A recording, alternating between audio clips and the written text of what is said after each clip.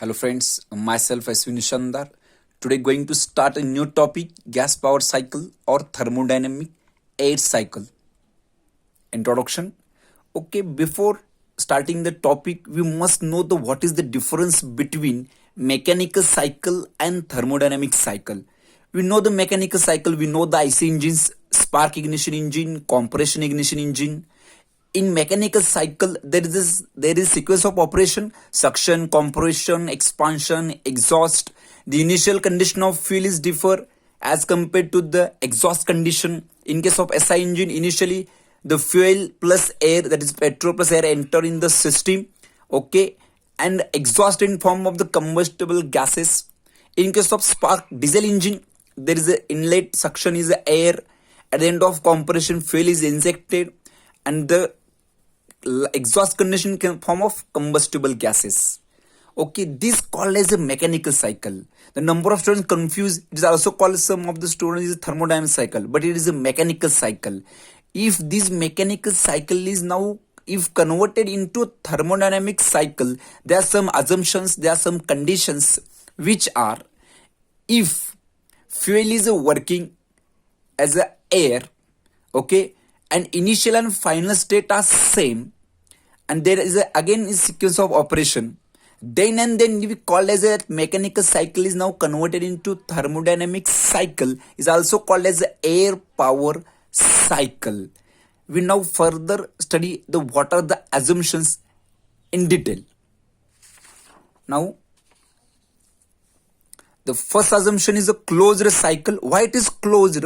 Because initially, if air is filled with the in the cylinder, okay, there is no replacement of that air. If you filled initially, there is no again replacement, because there is no need of again, there is suction and exhaust. So the same fluid we use again and again. Okay, so it is called as a closed cycle.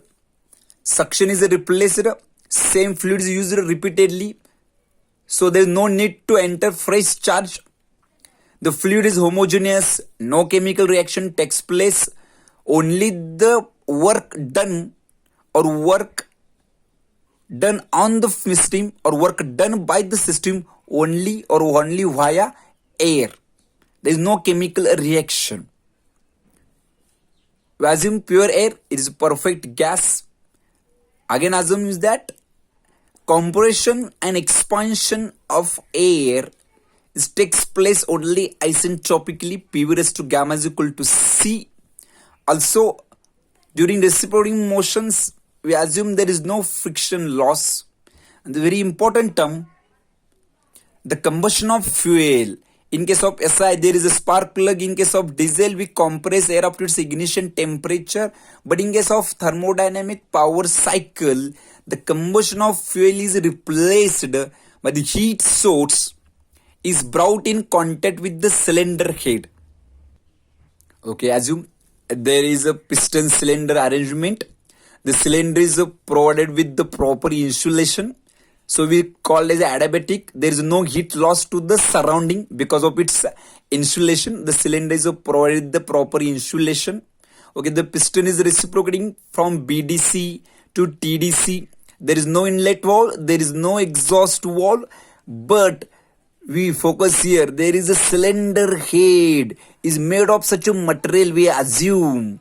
Okay, now we see to the Carnot cycle. Before going to study Carnot cycle, we must know what are the conditions, exact conditions, where cylinder head is act as a perfect conductor as well as perfect insulator. Okay, if air is compressed isentropically, we need some heat addition. Okay, suppose in case of SI engine, we know that heat addition takes place via spark plug is there. Okay, now the heat transfer takes place.